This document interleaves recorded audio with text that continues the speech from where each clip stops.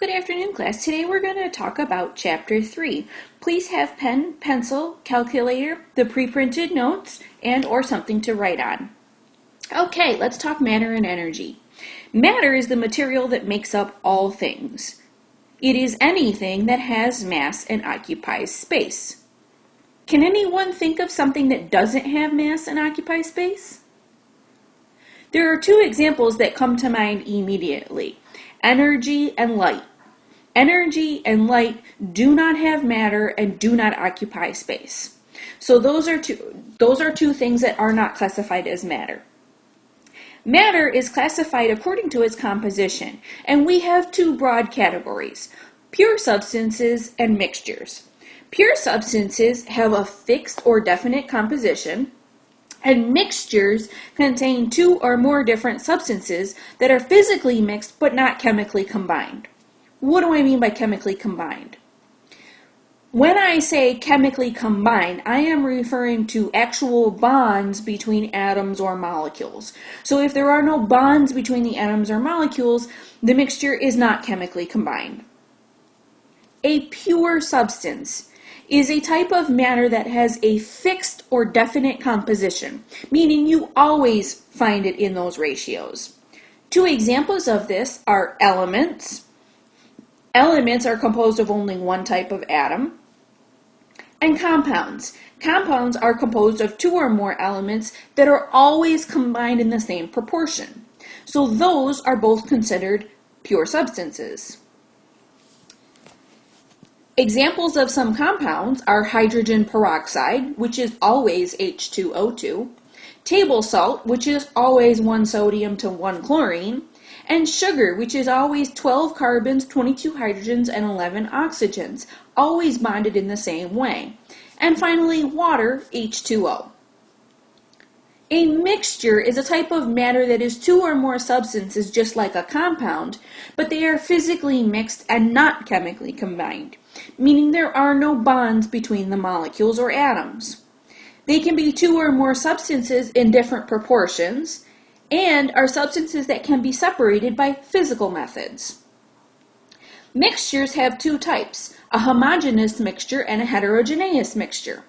In a homogeneous mixture, the composition is uniform throughout, meaning you can't see the different parts of the mixture. It is smooth looking or evenly distributed. In a heterogeneous mixture, the composition varies from one part to another, meaning you can actually see different parts to the mixture.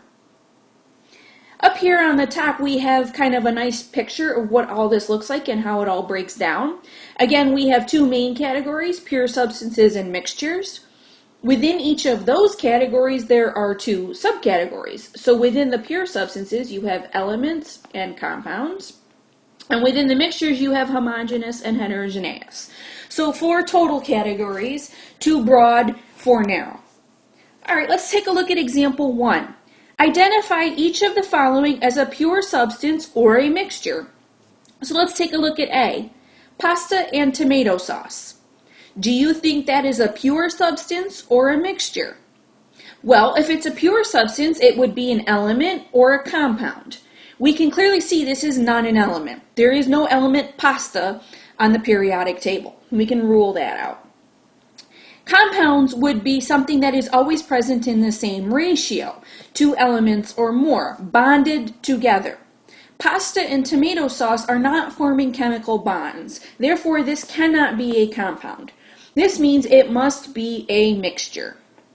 Does anybody want to guess whether this is a homogeneous or heterogeneous mixture? Again, homogeneous meaning same throughout, you can't see any difference. Heterogeneous meaning you can see clear regions of difference. I would call this a mixture, and I would call it a heterogeneous mixture. How about aluminum foil? Aluminum foil is made up of atoms of aluminum and nothing else. So clearly this is not a mixture since there's only one thing present. That means it must be a pure substance. Since it is made up of only aluminum atoms, it is an element. So its category is pure substance. Its subcategory is element. Helium. Okay. Helium. Again, we only have one thing present. You may notice on your periodic table that helium is an element. Okay. It is only one thing. There is no mixture possible. Right? It is not a compound since it is only one type. Therefore, helium is a pure substance and it falls under the category element. How about air? Air is a mixture. The air that we breathe is a mixture of oxygen, nitrogen, hydrogen, carbon dioxide from pollution, carbon monoxide.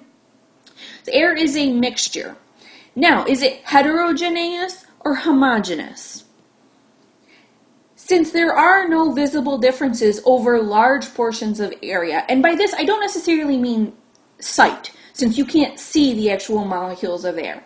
However, if you test the composition of air using an instrument, you will find that over large areas, such as large rooms, that the air is pretty evenly spread. Therefore, air is a homogeneous mixture.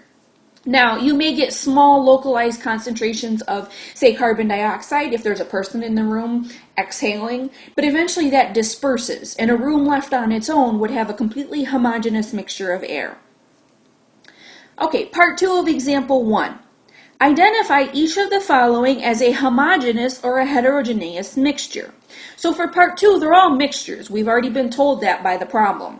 Now we want to know, are they homogeneous or heterogeneous? A hot fudge sundae. Are there regions of difference within a hot fudge sundae? Can you see clear differences if you look at one? I would say yes. I would say it is heterogeneous. We're going to call that D, heterogeneous. How about shampoo? Most shampoos are pretty evenly distributed. I know they sell some that have these little beads in there that you can see. That I would call heterogeneous, but most shampoos are a nice, smooth, even mixture, so I would call these guys a homogeneous mixture. How about sugar water? Ever dissolve sugar in a glass of water if you're making iced tea or Kool-Aid or lemonade? Once it dissolves within the water, you can no longer see it. So I would say that sugar water is a homogeneous mixture. How about peach pie? As with any pie, there are layers. There's the crust, the peaches, the sauce that the peaches are in. So this, to me, would be a heterogeneous mixture, since you can see the crust, the peaches, and the sauce as all different and distinct parts. So let's say that peach pie is a heterogeneous mixture. Okay, now let's talk a little bit more about the states and properties of matter. There are 3 states of matter: solids, liquids, and gases. Solids have certain properties, such as they have a definite shape. They have a definite volume. You may remember that volume is a measure of how much space something takes up. So a solid takes up a certain amount of space, and it is definite. It doesn't change. The particles in a solid are very close together, they move very slowly, and they are in a fixed arrangement. This is why you cannot walk through a solid. You can't walk through walls or doors or a table. You must go around a solid. That is because the particles are very close together, and they move very slowly, so you cannot walk through them. So again, a solid has a definite shape and volume, particles that move slowly, and are close together in a fixed arrangement. Liquids, on the other hand, have an indefinite shape, but a definite volume, meaning a liquid will take on the shape of whatever container you put it into, but the actual amount of space that it takes up does not change. The particles in a liquid are close together, but they're mobile. They are moving.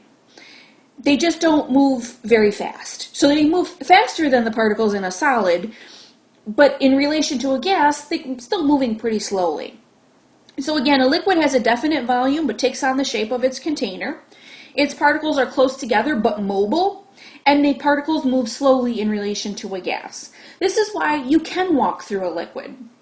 For example, you can wade through water. It's not as easy as wading through a gas, like the atmosphere, but you can move through it.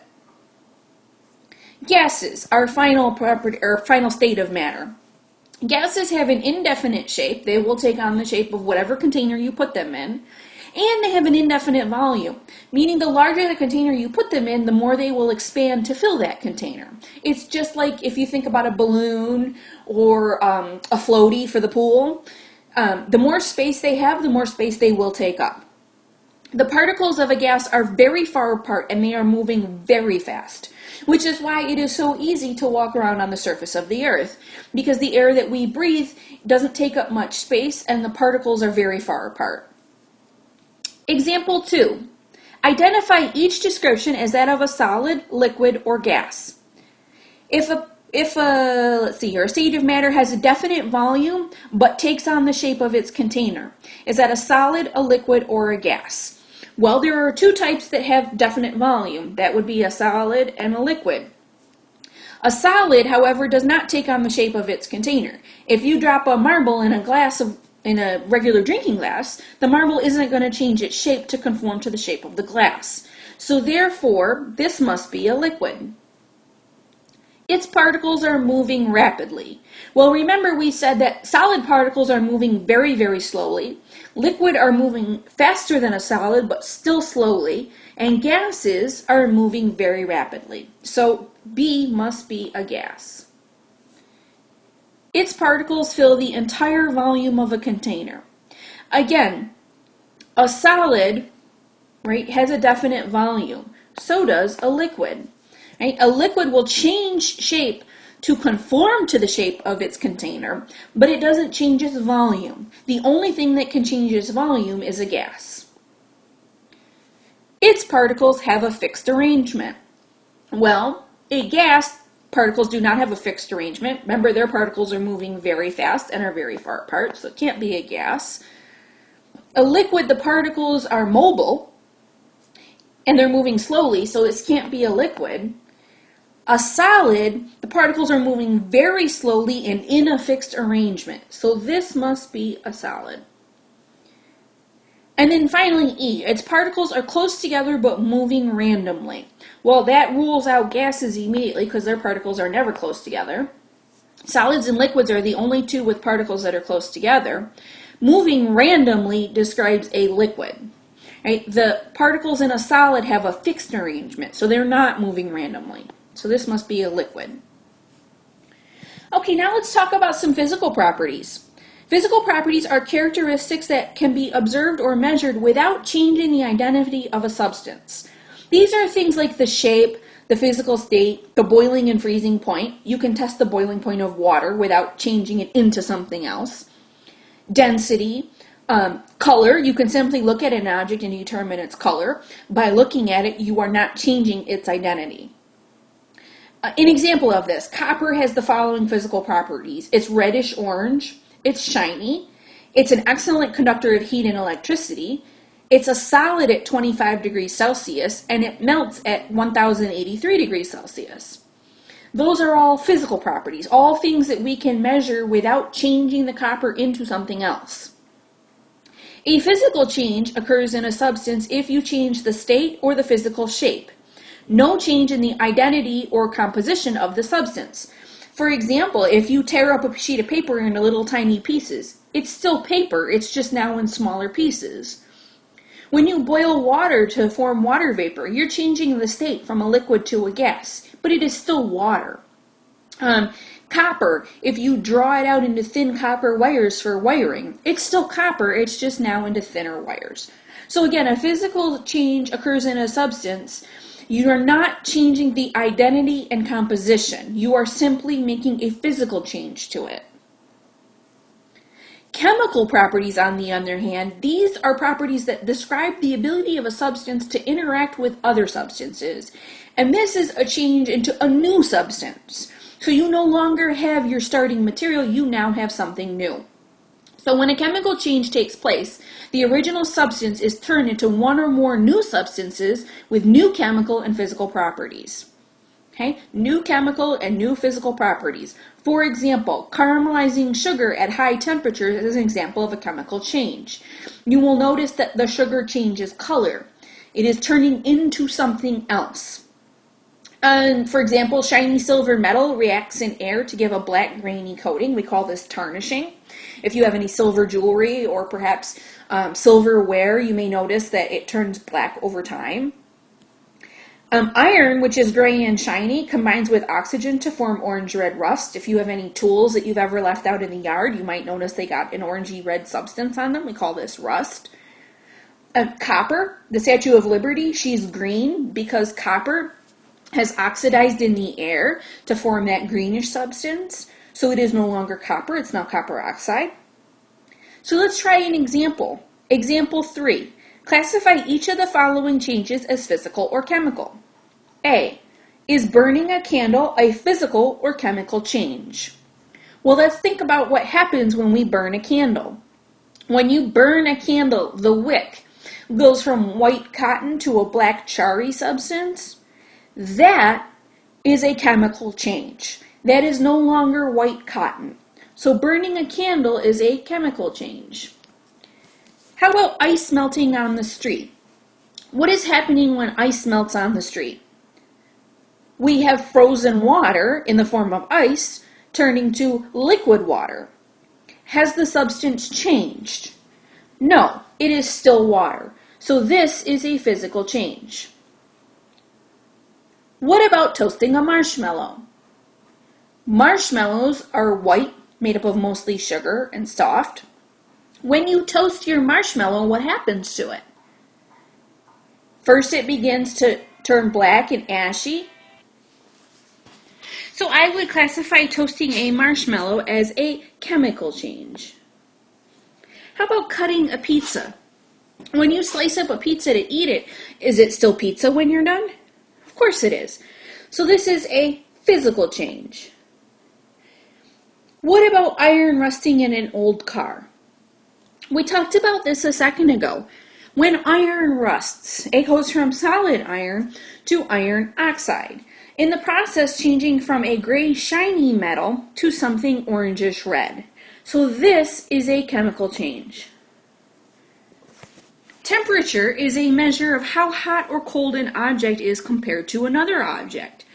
Temperature is actually an indication of the heat flow from the object at a higher temperature to the object with a lower temperature. We use a thermometer to measure this. There are two common temperature scales, Fahrenheit and Celsius. Fahrenheit is what we use here in America. However, in the rest of the world, they use Celsius. Since this is chemistry class and we are using the metric system or the SI system, we will be using Celsius. The temperature difference between boiling and freezing of water are divided into smaller units we call degrees. On the Celsius scale, there are 100 degrees between the boiling and freezing points of water. On the Celsius scale, water freezes at 0 and boils at 100. On the Fahrenheit scale, instead, there are 180 degrees between the boiling and freezing points of water. Scientists have learned that the coldest temperature possible is negative 273 degrees Celsius. So they created a new scale that they called the Kelvin Scale. On the Kelvin scale, negative 273 degrees Celsius is called absolute zero, and it is represented as 0 degrees Kelvin. So the Kelvin scale has units called kelvins.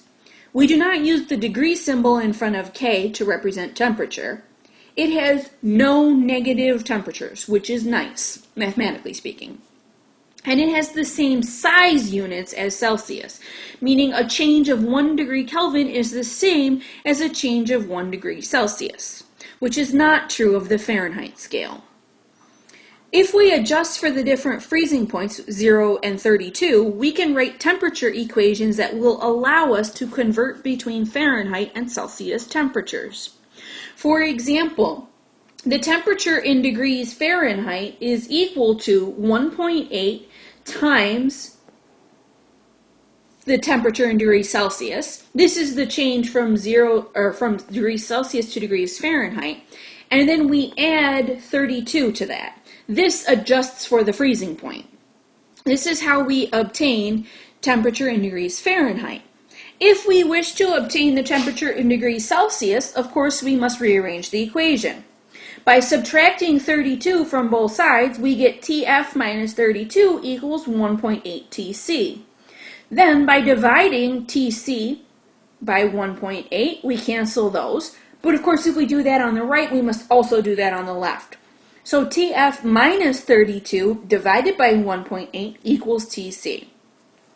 Example 4. A person with hypothermia has a body temperature of 34.8 degrees Celsius. What is that temperature in degrees Fahrenheit? Well, let's see. Temperature in degrees Fahrenheit equals 1.8 times Tc, which is 34.8, plus 32. Again, if you're placing this in your calculator, please make sure to use parentheses where appropriate. Plus 32. The temperature in degrees degrees Fahrenheit is 94.64. 94.64.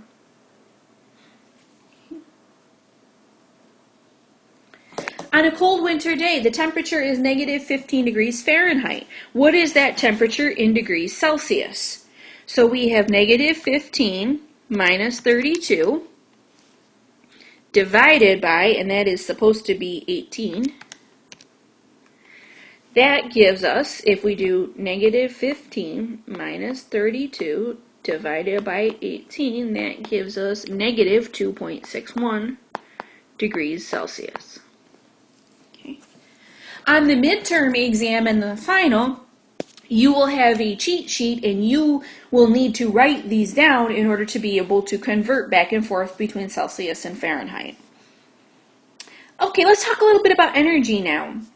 Energy makes objects move, it makes things stop, and it is usually broadly defined as the ability to do work.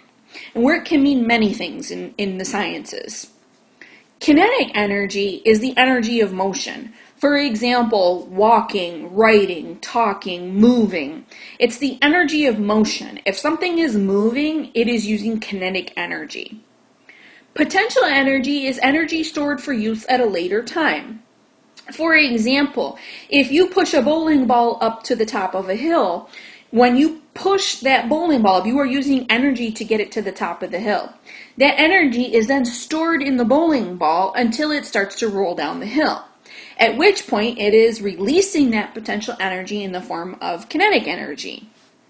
Other examples could be chemical bonds in gasoline, coal, or food. We burn gasoline to make our engines run in our cars. So the energy is stored in the gasoline. When you burn it, you release it, and it creates kinetic energy, which moves your car. So let's try another example. Example 6 says, identify the energy in each example as potential or kinetic. Is rollerblading something that is moving? Yes, if you are rollerblading, you are moving, I hope. So that would make this kinetic energy. Is a peanut butter and jelly sandwich moving? I sure hope not. If my peanut butter and jelly sandwich is moving, we got a problem. So a peanut butter and jelly sandwich is potential energy. It is energy stored for later use. When I eat that peanut butter and jelly sandwich, my body then uses the energy in that sandwich to help me move. So this is potential energy. Mowing the lawn, potential or kinetic? Well, when I mow the lawn, I move. Otherwise, the job would never get done, right? So mowing the lawn, again, that is kinetic energy. How about gasoline in the gas tank? And we just mentioned that in the previous, when we were talking about potential energy. Gasoline in the gas tank isn't moving, right? We then burn the gasoline in the gas tank, and that creates motion. It makes the pistons in your car move, which then turns a crank, which then turns your wheels and makes your car move. So this is potential energy. Heat is the energy associated with the movement of particles. The faster the particles move, the greater the heat energy, which is also called thermal energy. So now we have kinetic energy, potential energy, and thermal energy.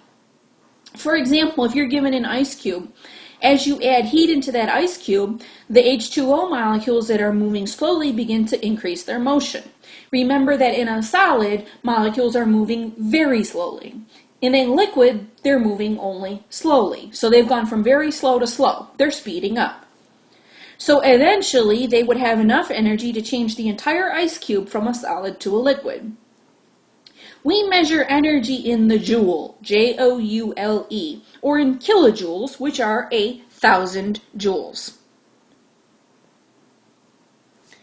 This concludes Chapter 3, Part 1. Thank you for listening, and I hope to see you for Chapter 3, Part 2.